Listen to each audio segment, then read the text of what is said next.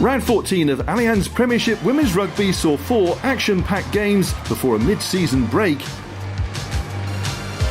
Bristol Bears and Saracens faced off in a top 4 clash in the West Country. A first for Sale Sharks as they entertained Trailfinders at the Salford Community Stadium. While Loughborough Lightning made the trip to Exeter to face the Chiefs. But we begin under the lights at Kingsholm as Gloucester Hartpury welcomed Harlequins.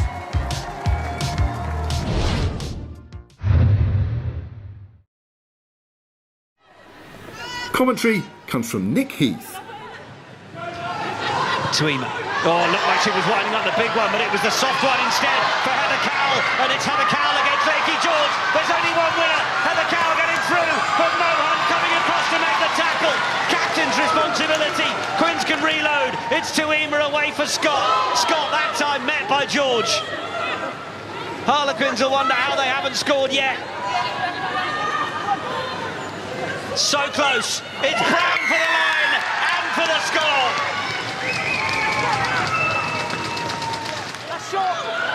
Going for the line, Natasha Hunt is there, gets the chance to feed away and the ball is in. Super score, Sarah Beckett.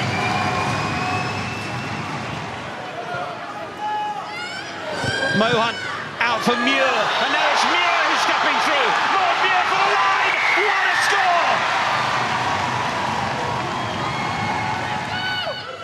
This time Lochner getting awfully close to South African, accompanied by her fellow countrywoman Laksha. Now they go back to the other side where they're absolutely queuing up, and Heather Cowell can score Quinn second. Not much that Hendy could do about that. Lewis. 18 tackles against Exeter Chiefs, but it's carrying she's doing, as is Sarah Beckett, and Beckett's in for her second.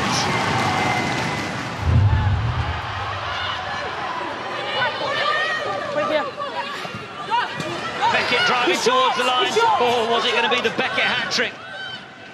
Knew she was going to be short, so now Lakey George, they pop it up. It's Singh looking for Metcalf. Metcalf for the corner.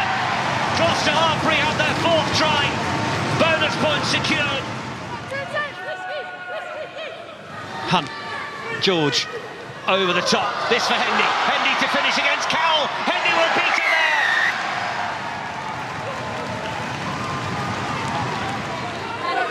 Hunt for George. Dummy offers. Singh. Mayhew had to come in and shut that down, but Neve Jones is there to be able to offer that to Metcalf, who goes inside and outside, and Metcalf will score her second.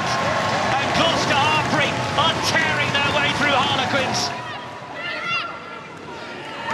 Well, this is Gloucester Hartpury. They've got the ball at the back. Mohan is very happily going to just guide this over from here. Jones is there. Try number 7 for Gloucester Hartpury. Connie Powell, she has a little look. They might just keep it tight and try and get themselves over that line, which they're beginning to do. Powell drops down, and Harlequins have their 4th try. Steph Elts, former Scarborough RFC, now the big one wound up on the outside. Is this going to be a chance for Metcalf to race another one in? She's looking to get round on the outside. Metcalf with the hat-trick to cap off a super night at Kingsholm. Gloucester Hartpury 57, Harlequins 24. We all know what we've got and the talent we've got in this group, and if we fall behind, I think that just pushes us. We can come back stronger, and I think we showed that today.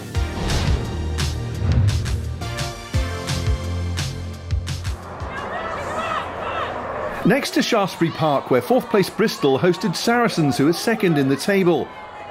Sarries had won each of the previous 12 Premiership matches between these teams, but a shock for them early on as Phoebe Murray gave the Bears a huge boost.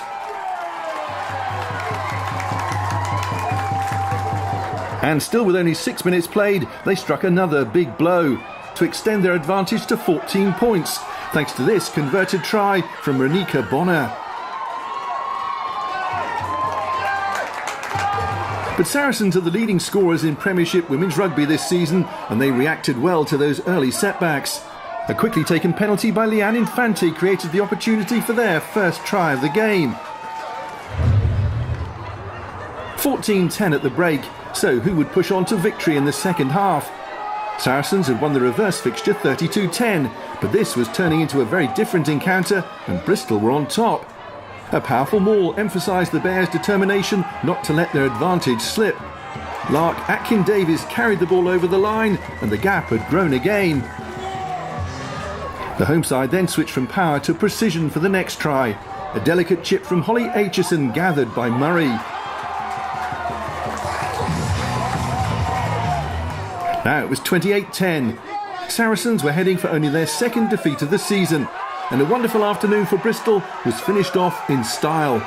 Bonner matching Murray's 2 tries for the afternoon.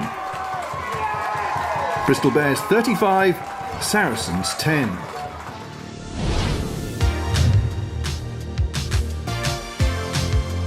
To Sandy Park now, where Exeter Chiefs took on Loughborough Lightning, and the home side began strongly, with tight head prop Dalika Menin showing off her tremendous pace and strength in the 12th minute.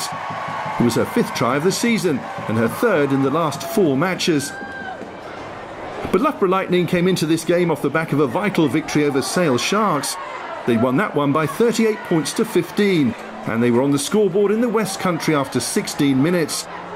They worked their way to within striking distance of the try line and then patiently waited for the perfect moment.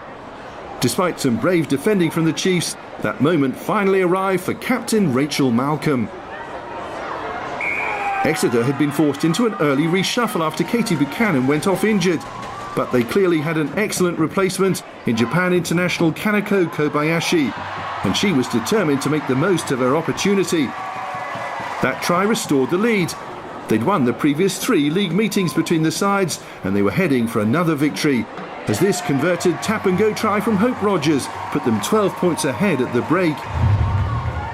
Exeter's try bonus point arrived early in the second half. Kobayashi's second of the afternoon similar to the first, as the ball was expertly worked out to the wing.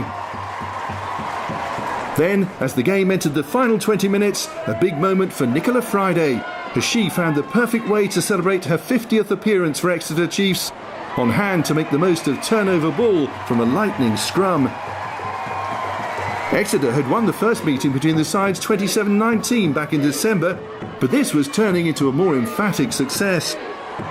Clee Maloney got the next try, her 6th of the season. And with just a couple of minutes left, the home side got their 7th of the afternoon. Maloney was heavily involved again.